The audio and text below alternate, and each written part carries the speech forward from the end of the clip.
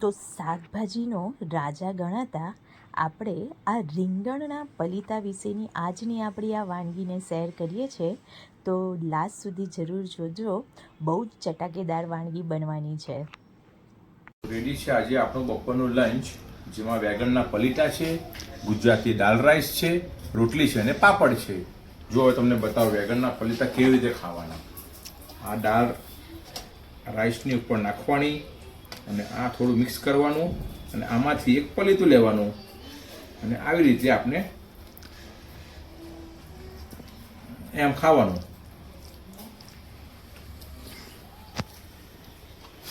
મજા પડી જાય આજે તો.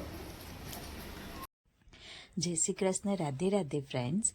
આ છે રીંગણ મોટું, તમે એને જે કહો તે, જે કહેતા હોય એકવાર કોમેન્ટમાં કહેજો. અમે તો આ રીંગણ જે મોટા છે એને પલીતાના રીંગણ કહીએ. અને આ પલીટા બનાવવાની પ્રોસેસ ચાલી રહેલી છે.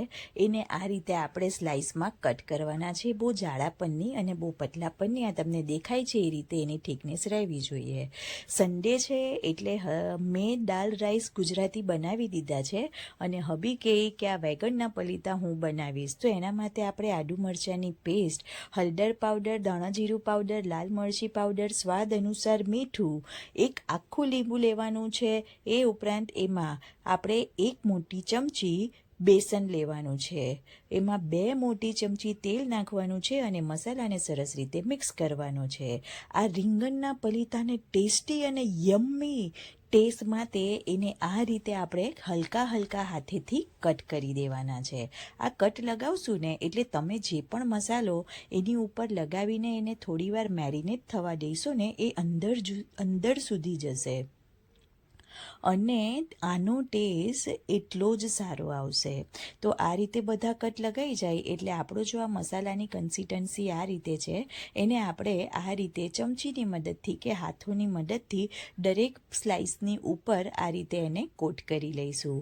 બધા જ રીંગણના પલીતા આ રીતે કોટ થઈ જાય એટલે આપણે એને 10થી 15 મિનિટ સુધી મેરિનેટ થવા દઈશું.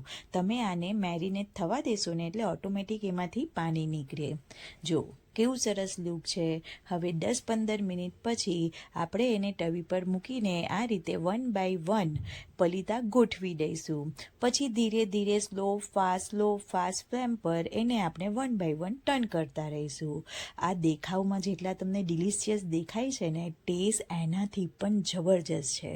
એકવાર તમે જરૂર ટ્રાય કરજો અને કોમેન્ટમાં કહેજો કે તમને આ પલીતા કેવા લાગ્યા. તો રેડી છે આપણા ગરમા ગરમ રીંગણના પલીતા હબીના હાથથી.